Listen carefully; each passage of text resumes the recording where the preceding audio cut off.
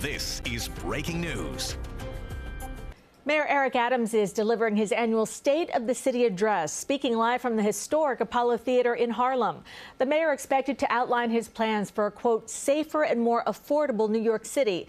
But it comes just days after the rollout of the controversial congestion pricing plan, and as Adams faces even more claims of criminal conduct. Let's listen in. God bless America, land that I love. Stand beside her and guide her through the night with the light from above, from the mountains to the prairies, to the oceans white with foam. God bless America, my home, sweet home. God bless America, my home, sweet home,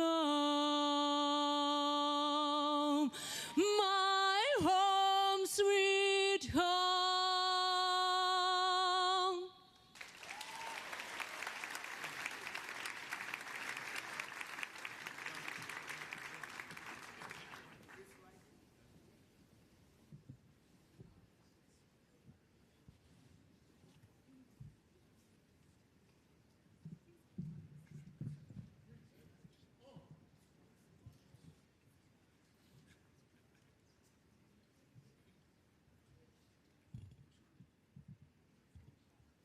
To perform Lift Every Voice and Sing, please welcome the Harlem Fellowship Choir.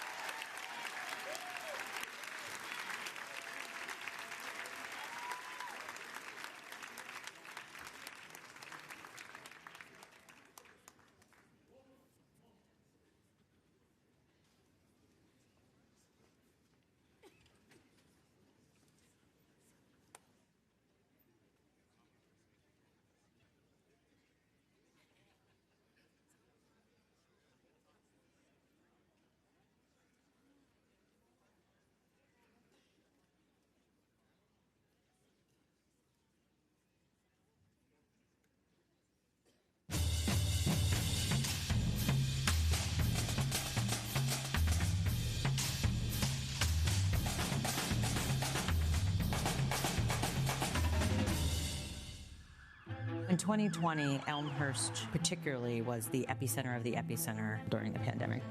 We saved so many lives by running into the fire during the most unprecedented event in probably world history. Today, we are so much better equipped for it. We have stockpiled emergency equipment. We know how to scale up. We know how to move patients between hospitals. We know how to communicate. We know how to share data. We were able to vaccinate into the deep crevices of the communities. We are all now aware that we have a piece of public health duty. New York City is definitely a healthier city than we were pre-pandemic. What we have done to transform it with our programs, lifestyle medicine, the Healthy NYC initiative, it's just shifted culture. I think patients have become advocates for their own health. They want to partner with their healthcare professional. They want to talk about nutrition plans and mental health and well-being and mindfulness. And I think it's been a real shift since COVID.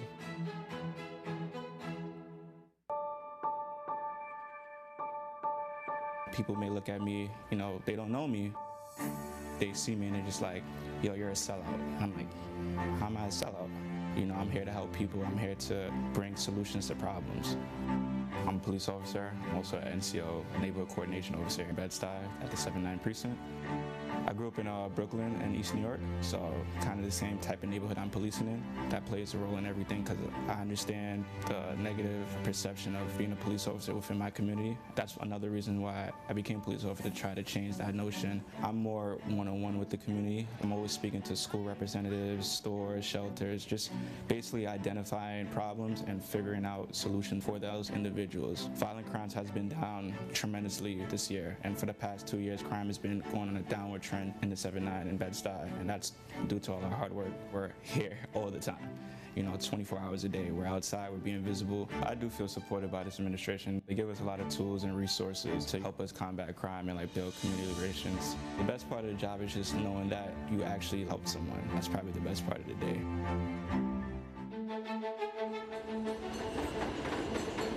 One of the great things of being a New Yorker is that, like the song says, if you can make it here, you can make it anywhere. One of my goals when I was small was being an entrepreneur. Now I'm owning my own business in the most important city of the world. Here at VOB Imprint, we do embroidery, screen printing, and also promotional items. We started our business back in 2016 in our own apartment. Right off the pandemic, we were approved for the opportunity funds. The small business opportunity funds really expanded my business. I was able to buy the materials to do production for 3 jobs. Now we're here, double the size of the apartment that we used to be. It's truly a blessing. Thank you, Lord. Born and raised in Dominican Republic, my mother took us to New York City. My dream is to leave a legacy. And here in New York, sky is not the limit. There is no limit.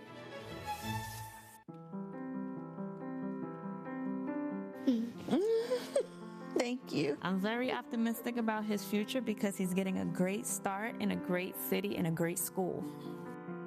The school actually helped me out a lot. They signed me up for my city. They submitted everything for me. And then 3 weeks later, I got a placement letter. If he was going to his other school, I would have been paying $86 a week. Now I don't pay anything. I'm able to take him to Disney World. Yeah, Disney World. We're able to go to vacation. I work for customer service. You have to come in the time that benefits the business. Doing the extended day, this balances out everything, this program, with my work life and my family life. I get me time. I would definitely recommend my city to a friend. I know I don't have to worry about him. They care for him like I care for him. 4, 5, 6. He has the educational foundation right now to go far in life. E.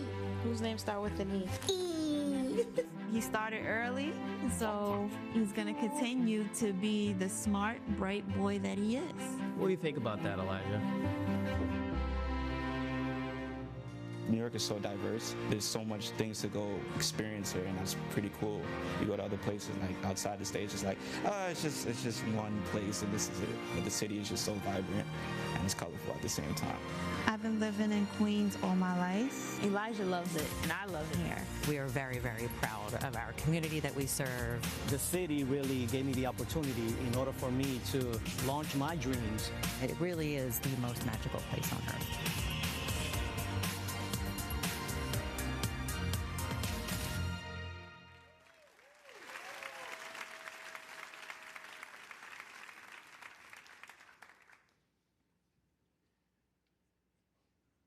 Please welcome the Grand Street Campus Drumline and Dance Squad.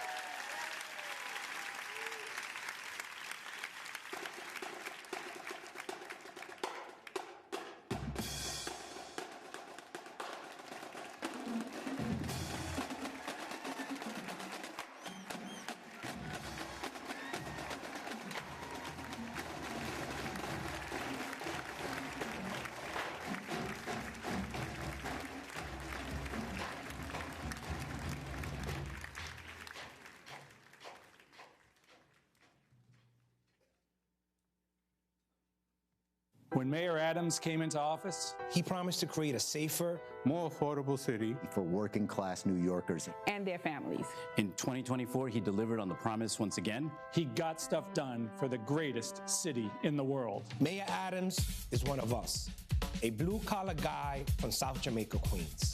That's why he is invested in the working class families who power our city and is helping put billions of dollars back into New Yorkers' pockets. He cut the cost of childcare for families to have a safe, affordable place to send their children. Expanded the Earned Income Tax Credit to help families pay for bills, rent, and groceries. And he's proposed a bold plan to axe the tax for the working class, to eliminate and cut city income taxes for hundreds of thousands of working New Yorkers.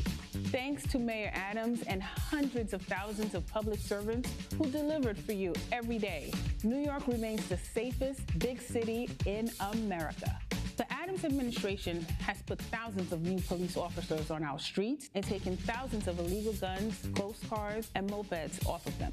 Thanks to these efforts, New York City got even safer in 2024, with overall crime, homicides, and shootings all going down. And every day, Mayor Adams and his team work to improve New Yorkers' quality of life, whether it's shutting down illegal smoke shops, cracking down on retail theft, fixing streetlights, or taking down miles of scaffolding. They are keeping our families and our communities safe. Under Mayor Adams' leadership, New York is finally becoming a city of yes. After decades of inaction, the Adams administration passed the most pro-housing zoning proposal in our city's history and said yes to building a new generation of affordable homes across the 5 boroughs. Housing that we need for our young people, our seniors, and our families. His team has shattered affordable housing records over and over again, unlocked billions of dollars for public housing, and helped thousands of our homeless brothers and sisters transition from shelter into stable homes. Thanks to Mayor Adams' focus on rebuilding the working class, New York City's economy isn't just back, it's better than ever. Last year, New York City broke the record for the most jobs and small businesses in our city's history. Mayor Eric Adams secured raises and benefits for our public servants so that they can afford to raise a family. Put millions of dollars back into the pockets of delivery workers and has advanced generational projects to put New York City at the front of the green economy. Our tourism industry is booming. And next year, we will welcome the world to New York and New Jersey for the 2026 FIFA World Cup. Our streets are cleaner and greener, with historic initiatives to get every trash bag off our sidewalks and into container bins. We're building new public spaces and winning billions of dollars from the federal government to protect New York from climate change. We're not just making our city more livable now, we're protecting it for the future too. New York is the greatest city in the world, and it needs to be a great place to raise a family, too. One of the greatest things about the city is our public school system, and the Adams administration has put our students' needs front and center. Our kids are getting a first-rate education thanks to Mayor Adams' New York City Reads and New York City Solves initiatives. And we're giving them apprenticeships and summer jobs today to set them up for good-paying careers tomorrow. From keeping families safe to putting money back into New Yorkers' pockets, Mayor Adams never stopped working for you. He is fighting to ensure you can continue to raise your family right here in the greatest city in the world. So join me. Join me. Join me. Join me. Please join me in welcoming a great partner of mine in government, the 110th mayor of the city of New York, Eric Adams.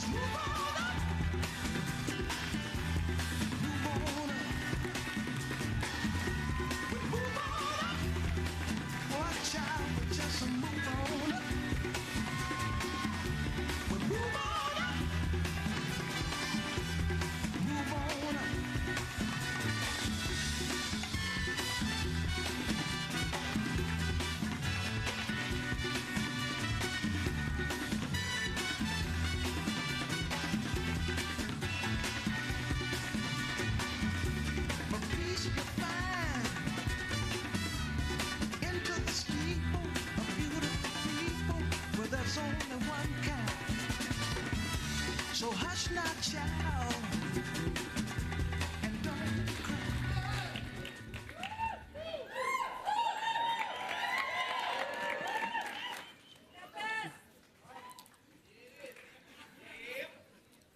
Feels great to be here. And we're just an amazing team of New Yorkers. And to my fellow New Yorkers, thank you. Mommy is looking down on our city, and she's looking at her baby boy who transitioned from being dyslexic, rejected, and now he's elected to be the mayor of the city of New York. And we can't do what we do without this team. Can my commissioners and deputy mayors please stand up? Please stand up.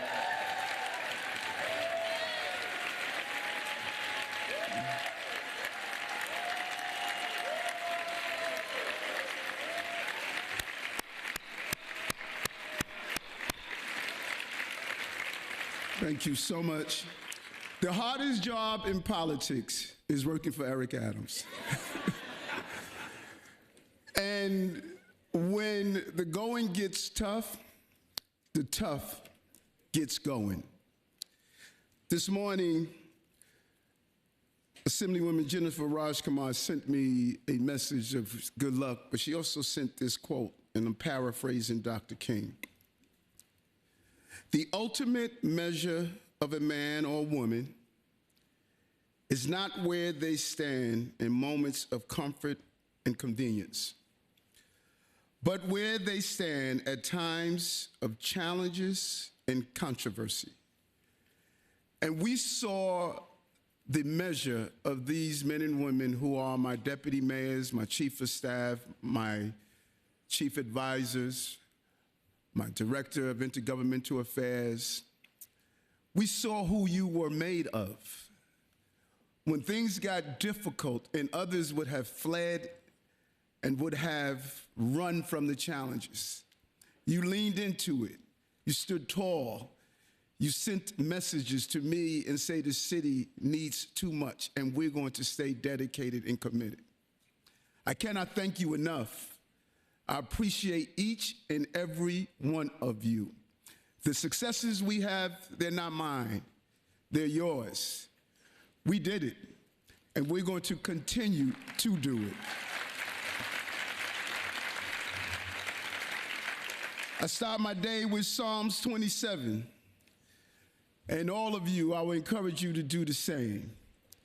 But today I want to say, welcome to the heart of Harlem.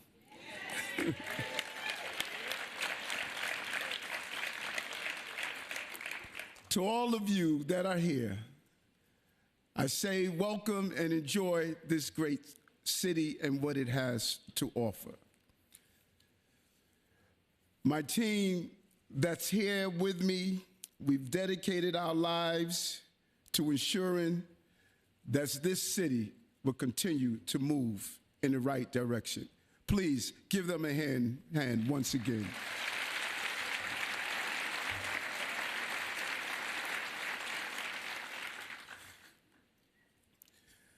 If we could have stood on these streets exactly 1 century ago, we would see a community of New Yorkers building their lives all around us.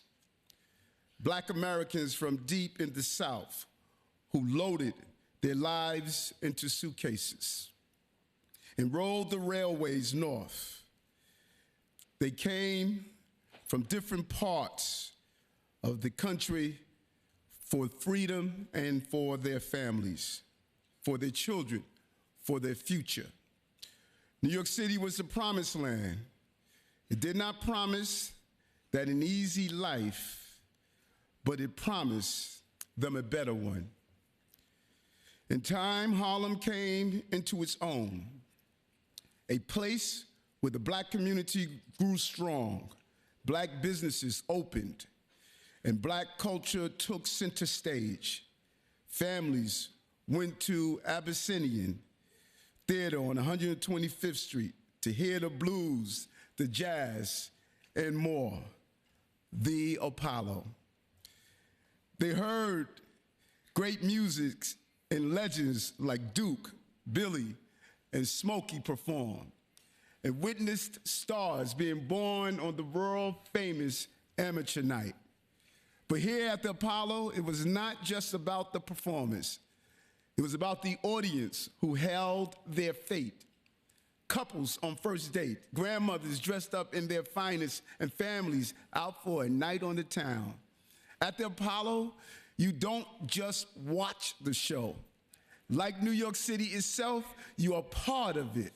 There's no Apollo Theater without the Apollo audience. Am I right?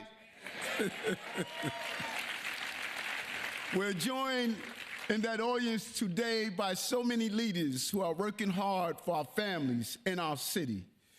I also want to acknowledge my colleagues in government who work hard every day in Washington, D.C., in Albany to get stuff done for New Yorkers. My great partner, Governor Kathy Hochul, New York Attorney General Letitia James, State Controller Tom DiNapoli, U.S. Senate Minority Leader Chuck Schumer, and U.S. Senator Kirsten Gillibrand, U.S. House Minority Leader Hakeem Jeffries, Congressman Jerry Nadler, and the entire New York City congressional delegation. And in Albany, State Senate Majority Leader Andrea Stewart-Cousins, State Assembly Speaker Carl Hastie, and I want to thank all of our partners who serve in Congress, the State Senate, State Assembly, and City Council, including so many who were able to join us today. Also want to give a special thank you to all the members of the Harlem delegation for welcoming us all to Harlem today.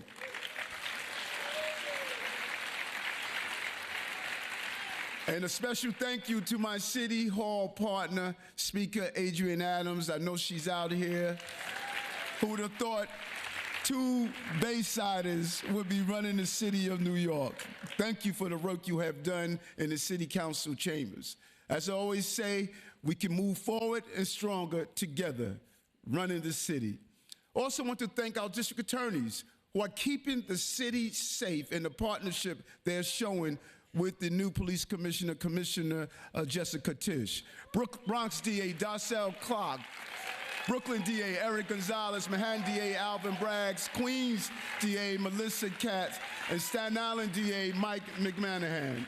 In addition to all who serve our city, including our 5 borough presidents that are here as well, Public Advocate Jamani Williams and Controller Brad Lana. I know I saw Vanessa Gibson, Queens Get the Money, Donovan Richards,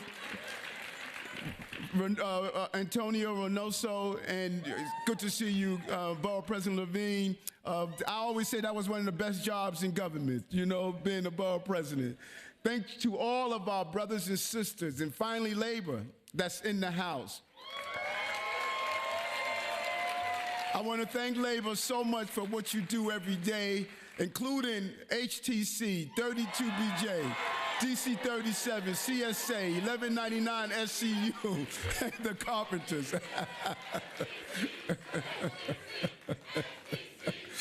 They brought so many members today, and we are in a union administration, blue-collar mayor, probably one of the first mayors in the history of the city of New York that was a union member. We were clear on our North Star, uplifting union members and uplifting working-class people in the city of New York, and we will continue to do that.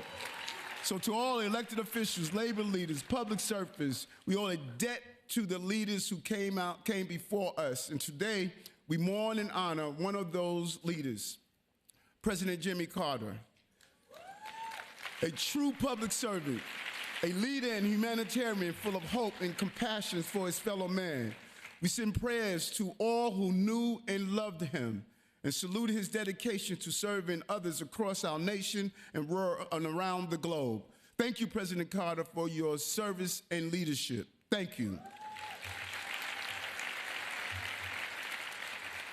It's hard to believe, but it was 3 years ago I took the oath of office at a time when our city was facing serious setbacks and tough challenges.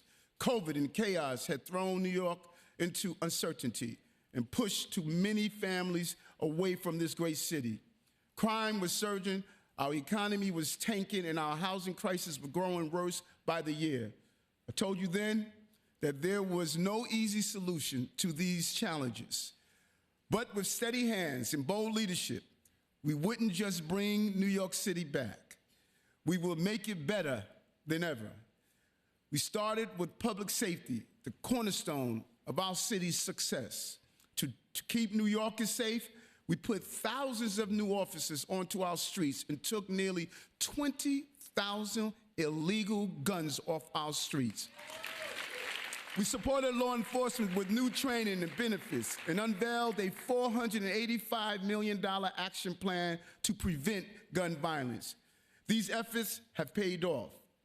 Over the past 3 years, we have driven murders and shootings down by double digits, padlocked more than 1,300 illegal smoke shops, good job, Sheriff Miranda, and seized over 80,000 ghost cars and illegal vehicles like mopeds and ATVs.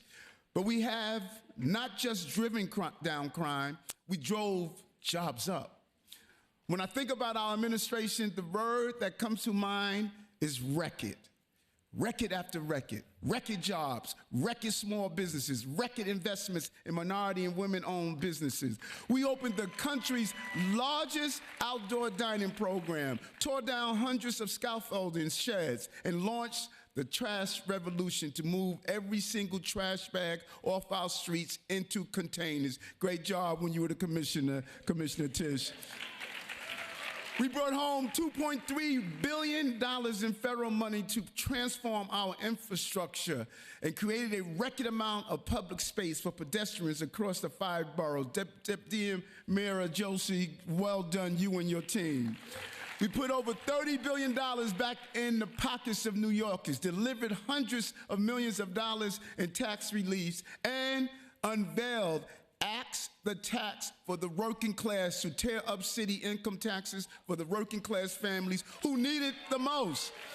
For the first time in city history, we extended a $3K offer to every single family who applied on time and enrolled a record 150,000 young people in our early childhood education system last year alone. We transformed the way our students learn to read and do math, connecting 15,000 New Yorkers to apprenticeships and opening the most new school seats in over 2 decades.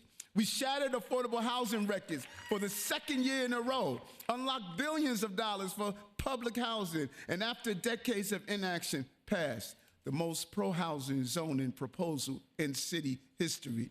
Thanks to our administration and our partners in the City Council, Deputy Mayor Maria Torres Springer, Dan Garodnick, real teamwork to get this done. New York City is finally becoming a city of yes. A city of yes.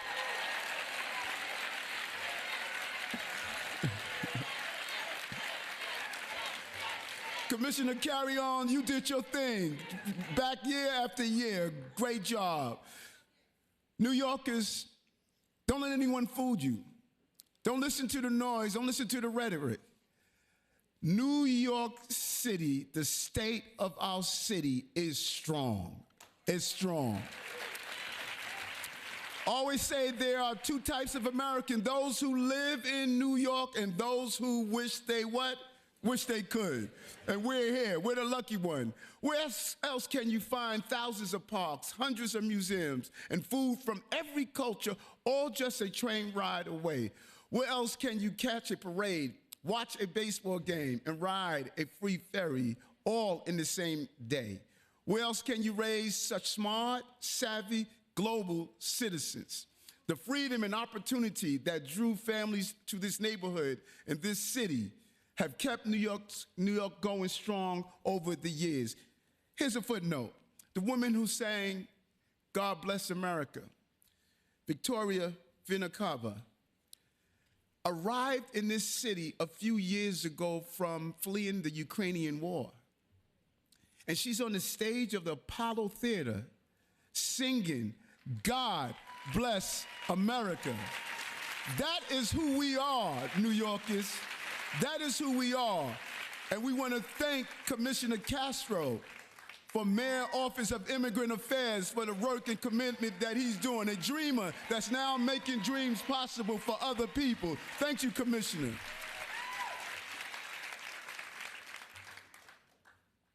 But there's no denying that New Yorkers are anxious about the future. Extreme costs are forcing too many people, especially working class families, to make hard choices between groceries or childcare, medicine or clothing, making the rent or moving out. I know because I was there with her.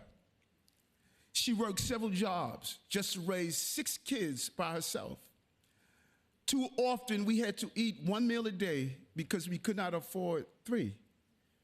But even though the odds were stacked against us, Dr. May Adams never stopped fighting to provide her family with a better life. That is why I will never stop fighting to do the same for you and your families.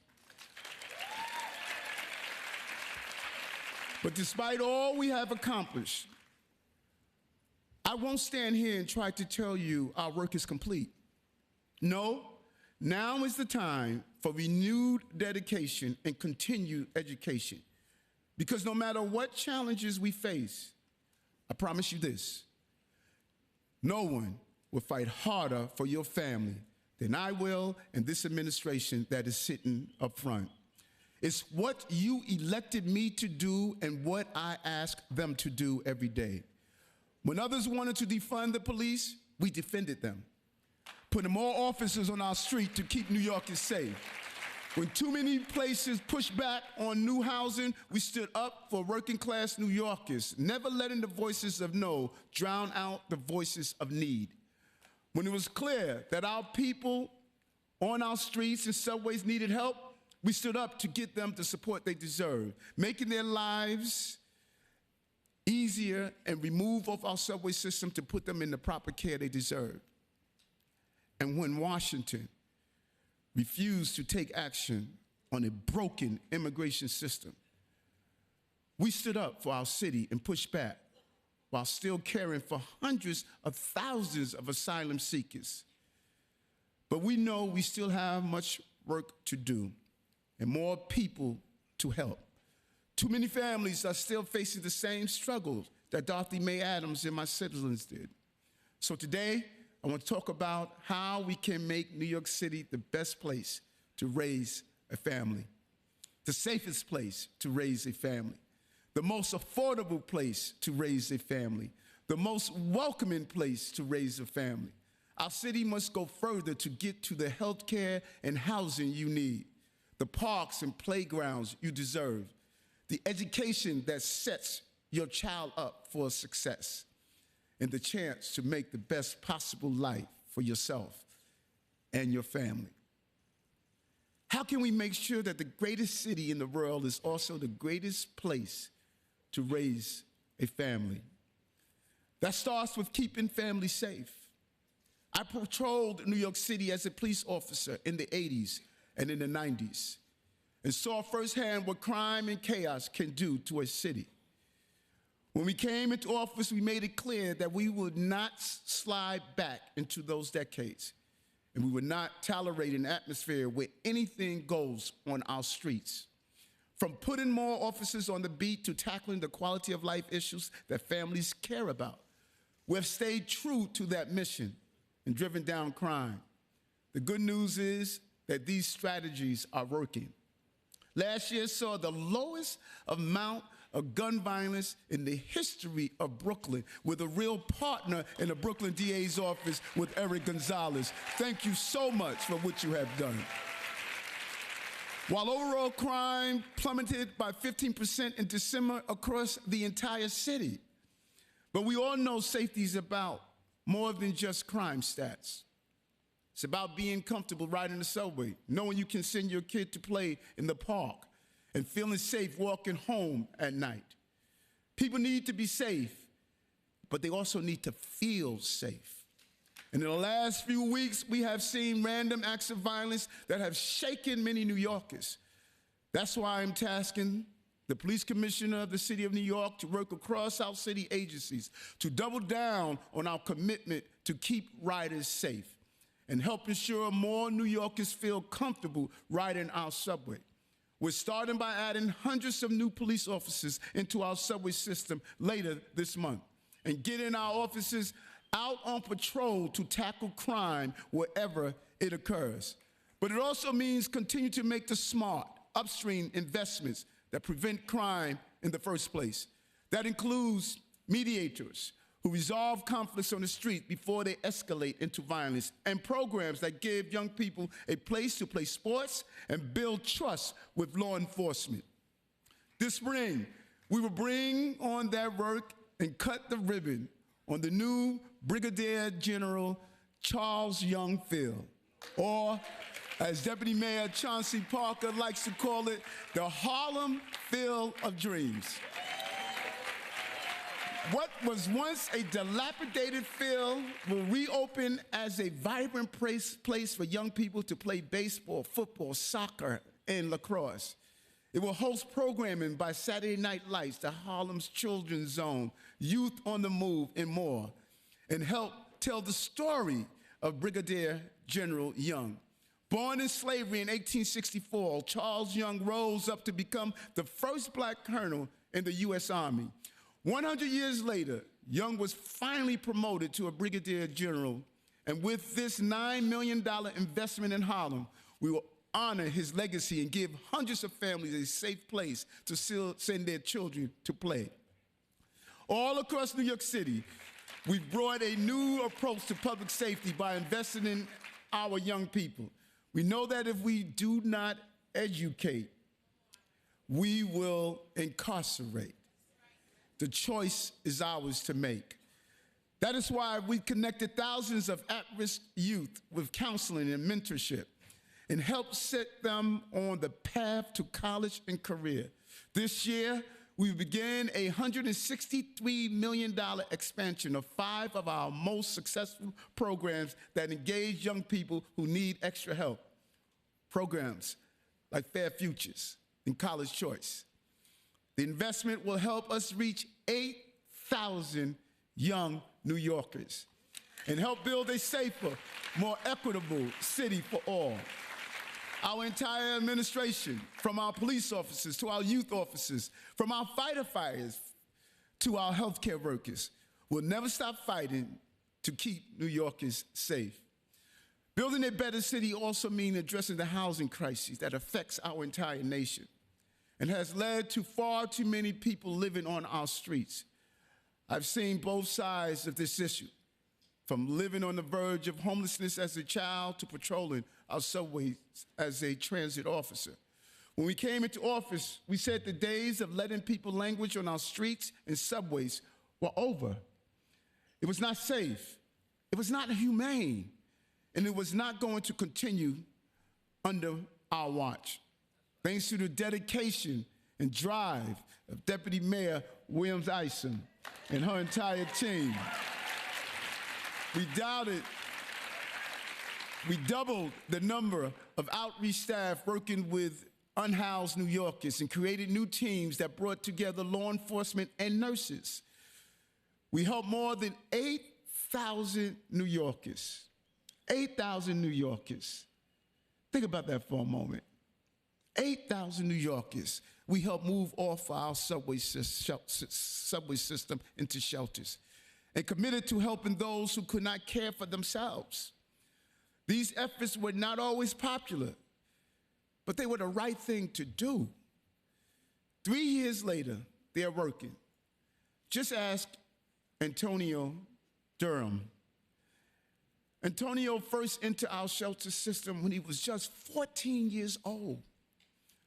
Unfortunately, it was not a good fit for him, and he slept into bad environments to sleep, and he slipped into chronic homelessness and drug use, sleeping in subway stations in the Bronx for several years. After connecting with our outreach team in December of 2022, Antonio agreed to try a safe haven bed, one that offered him his own room, personalized support, and more flexibility than a traditional shelter. And you know what? It worked. 6 months later, Antonio moved into a supportive housing apartment in the Bronx. We will not walk away from Antonio, New Yorkers.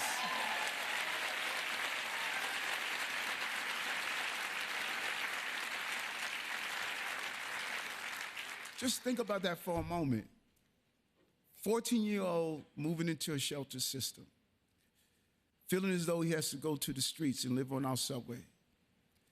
If we didn't catch him, what would have happened to him? This is why we want to close Rikers, yes, but we have to close the damn pipeline that feeds Rikers. That's what this is about.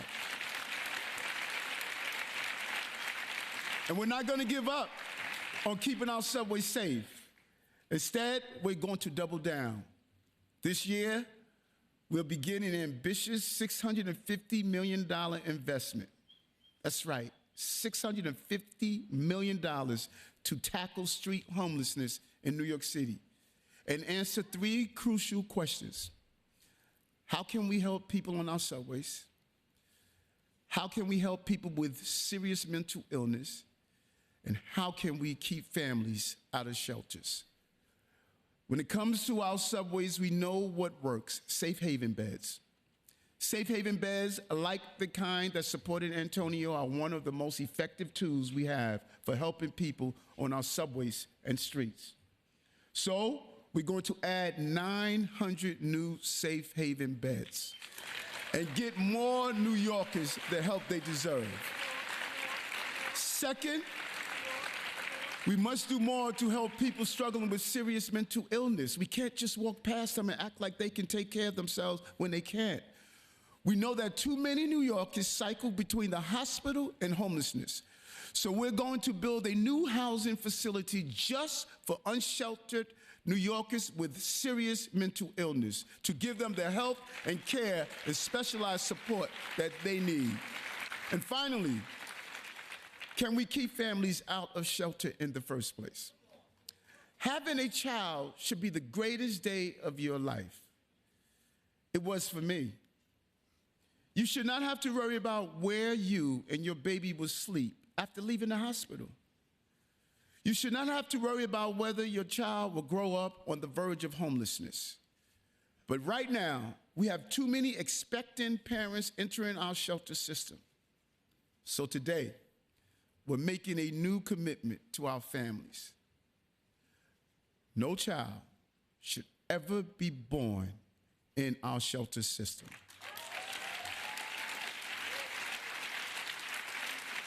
This year, we'll launch a new program to connect soon-to-be parents applying for shelter with services that help people find permanent housing before their child is born. We must stop the cycle of poverty and housing instability before it ever begins, and ensure mothers and babies do not go to a shelter after leaving the hospital. Subways, serious mental illness, shelters. That is how we make a renewed commitment to tackling street homelessness. We can do this, New York City, but we need Albany's help as well. We have seen the tragic consequences when severe mental health illness on our streets and subways go unchecked, which is why we must pass the Supportive Intervention Act. This crucial legislation will help us get those in need the care they deserve, provides assistance to those who can no longer care for themselves, and keep all New Yorkers safe. I want to thank Governor Hochul and all our elected partners who are fighting to get this done. Thank you. It is so crucial for our city. The housing crisis is real, and we know how to solve it by building more homes. This will help New Yorkers from all walks of life, from those who need a second chance to families who need a place to grow. Making New York City the best place to raise a family means helping even more people find an affordable home. When I was young, there were days when my siblings and I had to carry our clothes to school in trash bags because we were worried that we might be evicted before the day was over. My mother worked job after job to save up enough money and move us from a tenement building to a small house in Queens. but the struggle to keep a roof over our heads continued. Mom was afraid she would lose everything she had worked for. Too many families still feel that way today. That is why our administration brought an ambitious new approach to housing right from the start. DM Maria Torres Springer described it well. Everything, everywhere, all at once. That means building on every block in every borough, working with every agency in every office, using every tool in every level of government to give the families homes they deserve. Since the start of this administration, we have created, financed, and preserved nearly 80,000 units of housing and connecting New Yorkers to record amounts of affordable homes as well. Not just one, but 2 years in a row. HBD and your team over there saw the mission, executed the mission, job well done on what you accomplished over at HBD. And thanks to the partnership between the Department of Veteran Affairs, Veteran Services, and the Department of Social Services, we are breaking down silos within government to share data so we can make it easier for veterans to find housing. Great job, Commissioner. And create a stronger safety net for those who have bravely served our country. You cannot serve foreign lands but can't find housing on your land. That is not acceptable, and we're going to fight for their housing. But we knew that tackling our housing crisis meant going deeper and finally revitalizing our outdated zoning code. Thanks to an unprecedented coalition of advocates, council members, and city agencies, we passed landmark changes to unlock new housing and finally turn New York City into a city of yes. Previous administrations talked about it. This administration with the city council, we got it done. We said yes to 80,000 new homes, yes to $5 billion for housing and infrastructure, and yes to making sure more families can afford to live all across New York City. Everywhere housing will be built. Historical moment. These are already historical achievements, but we want to go even bigger.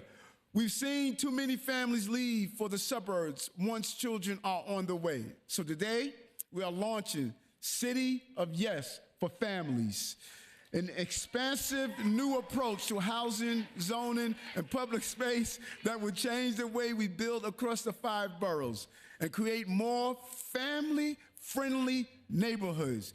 We will work across our housing agencies to build more family-sized units and more homes for multi-generational families so that parents and grandchildren can stay together. We will work with the city council to build more housing alongside schools, playgrounds, grocery stores, and libraries. With City of Yes for Family, we'll build 800 units of housing alongside a brand new library on the Upper West Side, creating what is known as Living Library, the largest in city history. We will also roll out new initiatives to help more people buy a home in the 5 boroughs. If you are paying rent every month, it should count towards your credit score. With our new initiative, it will. We will help more New Yorkers build up credit and eventually secure a mortgage for the first time. From top to bottom, we are rethinking how we use land and how we build housing in our city.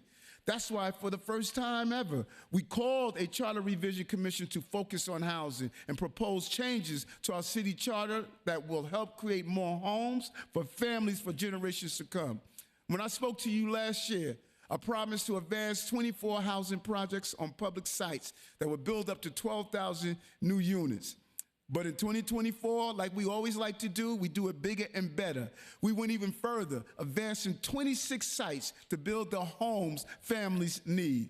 We also issued a landmark executive order requiring every agency to see where you can build new housing on city-owned land. And this year, with City of Yes for Families, we move forward with the first sites, including over 2,000 new mixed-income homes at 100 Gold Street, where many of our city staff work today.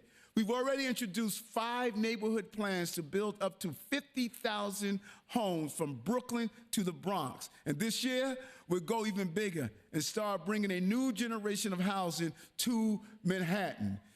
Over the decades, housing prices in Manhattan have gone up while working class families have been pushed out. So we'll start to use the new zoning tools we secured from Albany and our City of Yes plan to add 100,000 new homes in Manhattan, reach a total of 1 million homes in the next decade. 1 million homes in the next new decade. We like to call it the Manhattan Plan. A tribute to this borough's long history as a place where families from all over the globe will come to start the American dream. From the brownstones in Harlem to the high-rise in Manhattan, we will say yes to more housing and yes to a more family-friendly city. Helping families make rent or buy their first homes means helping them save money, and we are determined to do just that. Our city's economy may be booming, but the cost of living here is too high, especially for working class families. That is why we launched our Money in Your Pockets initiative, an all-out, across-the-board effort to make sure the dollars you earn can be the dollars you spend. We passed a first-in-the-nation minimum pay raise for our delivery workers, boosted pay for 80,000 human service workers, and reached contracts with 100% of our city uniform workforce. And yes, we will reach a contract with the SBA. Trust me, we will. Good job, Chief Counsel Allison Stoddard, for doing the great work that's needed. And thanks to the leadership of Intergovernmental Affairs Director Tiffany Raspberry, who went to Albany and successfully expanded the New York City Earned Income Tax Credit for the first time in 2 decades to give more than $345 million back to 1.7 million New Yorkers this past tax season. But we know that working class families need more relief, and they need it now. That is why we put forward an ambitious proposal to eliminate income taxes for working class families making 150% of the federal poverty line or less. It's time to get rid of city income taxes for a single mother making $31,000, a family of 4 making $46,000, and other New Yorkers making do with less. It's very clear. Time to axe the tax.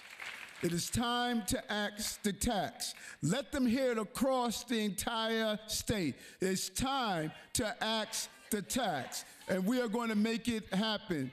And by doing so, our axe the tax for the working class proposal will eliminate and lower city income tax bills for over 582,000 New Yorkers and their dependents.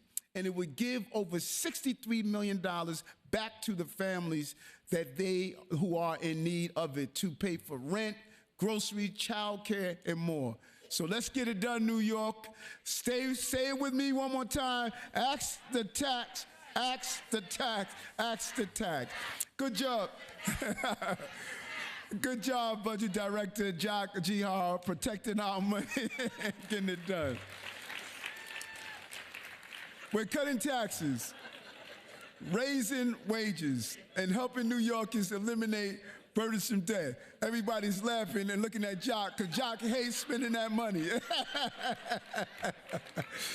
Our city's financial counselors have already helped more than 25,000 New Yorkers reduce their debt by $37 million. But 1 in 4 New Yorkers are still saddled with student loan debt, including many of our public servants. That is why we are launching a new program to help public servants enroll in the federal government's Public Service Loan Forgiveness Program. We will help wipe out nearly $360 million in student loan debt for 100,000 city employees and family members who qualify. These employees, they give their time and their career to their fellow New Yorkers. And now we're going to give some money back to them. From our financial counselors to our free tax prep specialists, New York City's public servants fight every day to make life more affordable for working class families. Through our Money in Your Pocket initiative, we have saved New Yorkers billions of dollars in free summer program, free transportation, and free internet. In the 21st century, the internet is essential for finding a job, filling a prescription, and applying for child care. But when we came into office, the digital divide was leaving too many New Yorkers behind.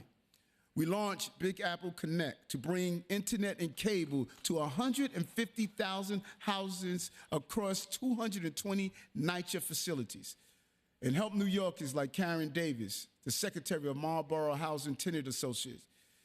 Karen is a proud member of the South Brooklyn World's Drumline and Dance Team and a Big Apple Connect user.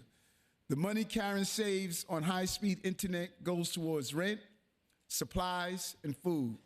She uses the internet to promote her small business, making centerpieces for weddings and baby showers, and share photos of her grandchildren and great-grandchildren.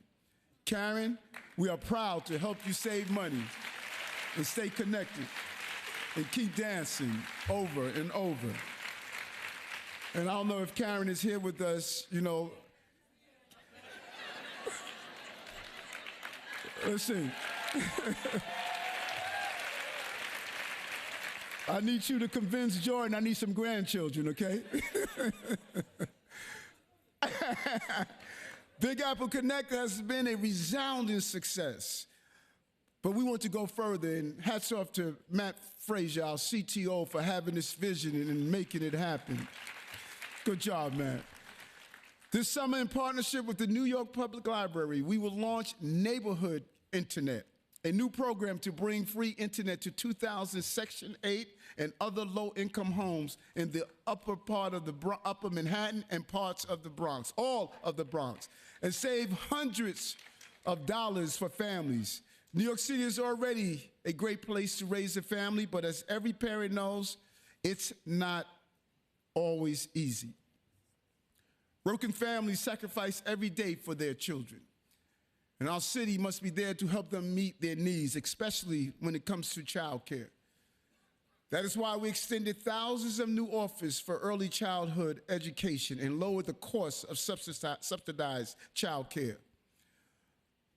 What once cost working class families $55 a week when we came into office now just costs them less than $5 today.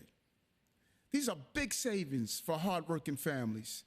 We have also worked with the City Council to unveil a $100 million investment in our early childhood education system. Cannot thank them enough for this important investment.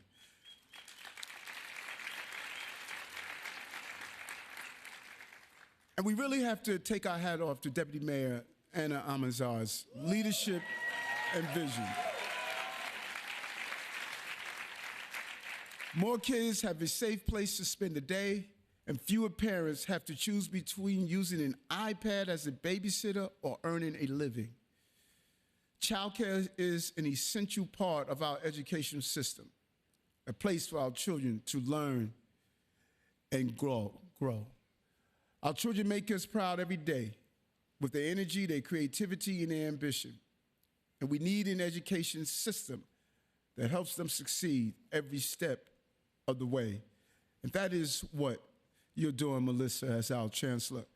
So important, the task you have. You must feed the pipeline of success. And I know what it is to be denied, suffer from a learning disability, and the support I needed just did not exist. I was called the D student, the dumb student. I dreaded going to school most mornings. I used to say, God, please don't make me read today. I didn't discover that I suffered from dyslexia until I was in college. But the experience of seeing how government can fail our students stayed with me. It never left me.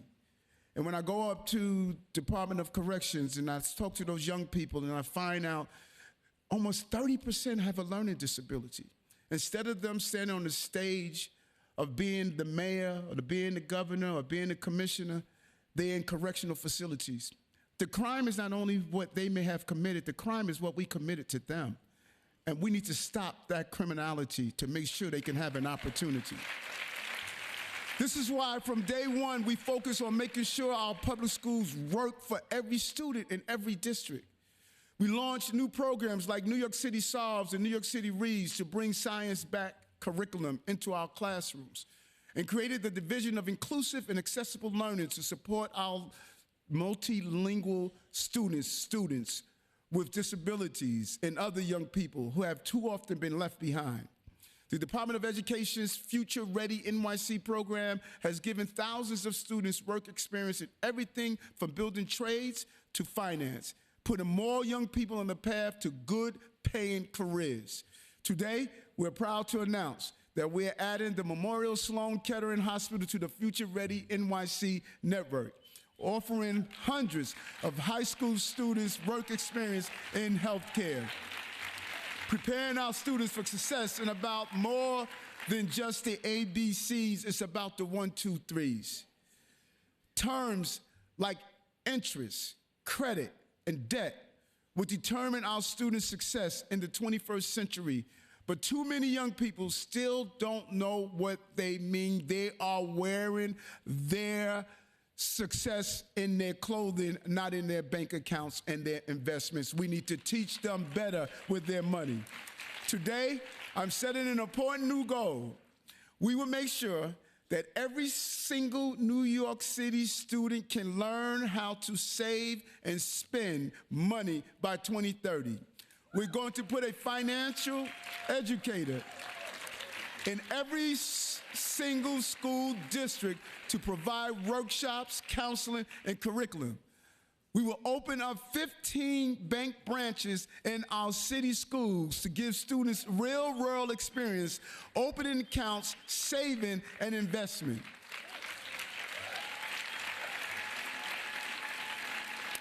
We're going to work on a new program to teach students how to manage real money and encourage them to build financial skills. We can't do this alone. Today, I'm calling on everyone, our banks, our credit unions, our private sector partners, and more, to join us in this cause and help set up our children up for a lifetime of financial freedom. We can do this together. Let's make this happen. You want to get your baby off your couch in his own apartment? Tell him how to manage his money. There's no more exciting adventure place to be on the globe than in New York City. No place is more adventurous. And we want to make sure our children can be both safe and successful here. We're working to keep our kids safe on our streets and at our world-class pools and beaches too. That is why we will expand our free water safety and swim classes to reach a total of 18,000 students, saving families over $1 million on swim lessons with this expansion alone. We want to make sure more families can spend safe, quality time together, and more parents can actually see and watch the chance of their child swimming a lap across the pool without floaties. Good job, Sue, wherever you are, for what you're doing with our parks. And as a father, I know the importance of teaching and uplifting the next generation. We want to make sure every family has a chance to build those strong bonds. Our fatherhood initiatives helps fathers to do just that with free parenting programs, mediation, and mentorship. Today, I'm proud to announce that we're going to double the size of our fatherhood initiative and help us reach another 1,500 fathers and families.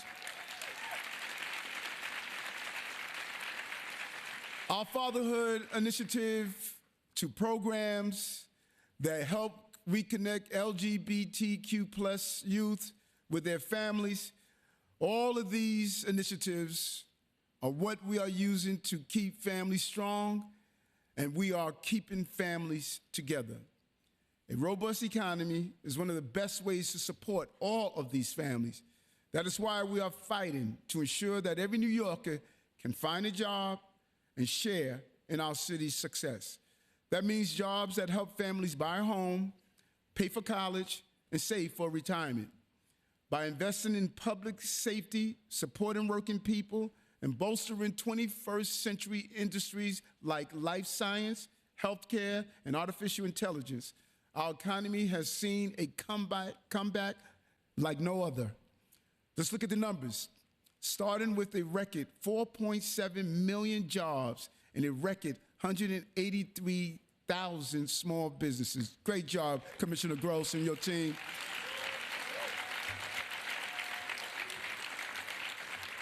We cut Black and Latino unemployment by more than 20% since the start of our administration. We brought nearly 65 million tourists to New York City last year alone, second highest in the city's history. And can't wait to welcome for the first time the FIFA World Cup next year. Councilman Moyer is just having so much fun. And we are helping people find good paying jobs in their community with Jobs NYC. We held hiring halls all across the city, created a new website, and connected nearly 8,500 New Yorkers to jobs and job training last year alone. New Yorkers like Kevin Cordova. After working as a summer camp counselor through our summer youth employment program and graduating college, Kevin visited one of our Jobs NYC hiring halls and accepted a position with a home health firm. Today, he uses the teamwork skills he learned at camp to help patients schedule appointments, get medicine, and stay healthy. Thank you, Kevin, for all you do for your fellow New Yorkers. Job well done, Kevin. Our hiring halls are just one of the ways we are ensuring New Yorkers can find jobs. Last August, we were proud to announce that we also expanded services in our Workforce One centers to help even more New Yorkers with a disability connect with a career. New York City is the best place to raise a family, also means supporting our city's rich cultural community that offers them the best art, music, and theater right in their backyards. Laurie Cumbo loves that, Commissioner Cumbo. From free days at our museum to world-class performances at our theaters, our cultural institutions bring families together and power our economy. To strengthen our cultural sector even further, this year, we will designate 5 more organizations as cultural institution groups to ensure they get the support they need to thrive. When we talk about helping families, we must talk about strengthening our healthcare system too. Keeping families healthy is essential to keeping families in the 5 boroughs. I remember worrying about my mother as she injected herself with insulin and grimace each time, and worrying about myself when I could no longer see the numbers on my alarm clock due to vision loss, and started losing the feelings in my fingers and toes. My doctor diagnosed me with type 2 diabetes, but I was lucky. Healthcare should not be about luck. I was able to reverse my diabetes through healthy eating and lifestyle changes, but too many New Yorkers have not been as fortunate.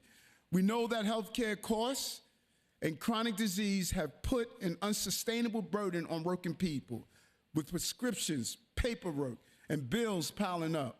When we took office, we were clear. We didn't want to keep feeding the healthcare crisis. We wanted to change it. So we launched a landmark campaign to raise New Yorkers' life expectancy to 83 years by 2030. Signed more than 16,000 teenagers up for free virtual therapy, and took on distributors for illegally selling flavored vapes and hooking young people on nicotine and tobacco.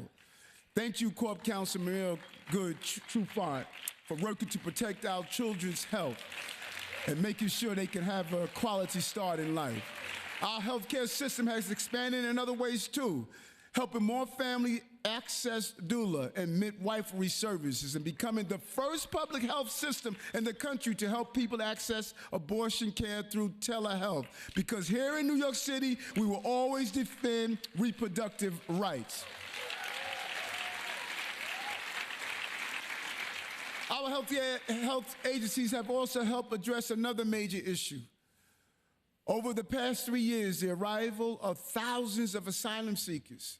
Thanks to our Asylum Application Help Center and our dedicated public service, we have helped more than 178,000 asylum seekers take the next step on their journey. That is nearly 78% of the people who have arrived here since the spring of 2022, taking a major step and a major achievement. Good job, Chief of Staff Camille Joseph, Vala, Molly, the whole team over there for getting it done and making it happen. And let me tell you something. International leaders came to the city to see what we were doing because they were hearing all the noise and rhetoric, what we were not doing. When they came here, they met me at Gracie Mansion, and they said, no one is doing what New York City is doing for migrants and asylum seekers to put them on a pathway of their next journey. You are a model for the entire country. Great job, team. The health of our people also depends on the health of our public spaces. When we came into office, we knew that it was not enough to just reopen our city. We had to remake it as well. So we brought curbside composting to the entire city, expanded our Summer Street programs to all 5 boroughs. Where's my good friend, Commissioner Rodriguez, for that initiative? Great job, bringing it to the all community. Open Streets is not for Manhattan only. You made it clear. It's for all boroughs of our cities. Great job over at DOT. And invested $1.2 billion in infrastructure and resiliency initiatives to protect against the next superstorm, Sandy. Thanks to the vision of Deputy Mayor Mir Joshi, we are creating a more vibrant and open New York City for families to enjoy. From Central Park to Flushing Meadows, our city parks are household names across the globe. They are where we come together, build community, and take our children to play. We have to make sure every New Yorker has that opportunity. So here's what we're going to do. This year, we're going to put another 20,000 New Yorkers within a 10-minute walk of a park by opening more schoolyards in underserved communities and neighborhoods for use during the summer, after school, and on weekends. And we're not just giving families more parks. Sue and her team, they're going to make sure we're giving them cleaner ones too. Starting this year, we will add an extra afternoon cleaning shift to 100 more hot spots in our parks throughout the city to make them even cleaner and safer for our children. From public spaces to public safety, from healthcare to housing, these initiatives will uplift working-class families in the years ahead. But in New York City, we do not measure our work in months or years. We think in terms of decades and build for generations to come. One day, when our children look around, they will see our work all across New York City. They will learn at a world-class research center on Governor's Island. They will work at a modern maritime port in Red Hook. They live on a new North Shore along Staten Island. They cheer at a soccer stadium at Willis Point. And they will come together at a brand new Kingsbridge Armory in the Bronx, soon to be known as El Centro Kingsbridge. He could not be here, but to Councilman Espaillat, job well done for fighting for this to happen, and thanks to the governor for her contribution. From training troops during World War I to distributing supplies after Hurricane Sandy, the Army has served our city for more than a century. With the $215 million vision we unveiled this week, we will begin work on the next chapter in this long history. Out of an empty cavern, we'll build sports fields for our children, spaces for our cultural institutions, and opportunities for local business. We'll create new jobs and affordable homes and give families a place to come together. Vanessa Donovan is not the only one that could say Queens get the money, Bronx got the money also. After decades of disrepair, we'll finally bring a powerful vision for the Armory. It will bring it to life. Possibility and perseverance. That is the story of the Kingbridge Armory, and that's the story of the people of the Bronx, and it is the story of New York City. As we celebrate our 400 years of New York City history and the Lenape people who were here long before us, we must look forward to the future as well. A city where hope and ambition create new industries and opportunities. A city that is safer and more affordable. A city that has space for our families to flourish and grow. I'm determined to make life a little easier for every Dorothy Mae Adams that's out there. Year after year, generation after generation, let's keep this a city for families. Our families here and those who are on their way, working class families, our immigrant families, our extended families. The greatest city in the world must be the best place to raise a family. That's the city we call the city of New York.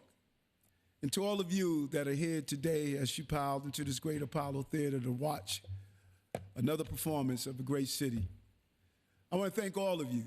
Challenging year, difficult year. And many thought we couldn't get through it as we continue with this amazing team to make it happen. There were some who said, step down. I said, no, I must step up. I must step up. That's what life presents you. She stepped up. I would walk past her bedroom with the door closed and I would hear her crying. But every morning, no matter how challenging it was, she got up, never surrendered. And my story is your story. I know all of you are going through hard times, because that's what life is. Life is hard times. But I want to say to you, even dark moments are not burials. They're plantings. Allow your planting to happen, and you'll see the fruits of your labor. Mommy did it, and that's why I'm mayor. Thank you.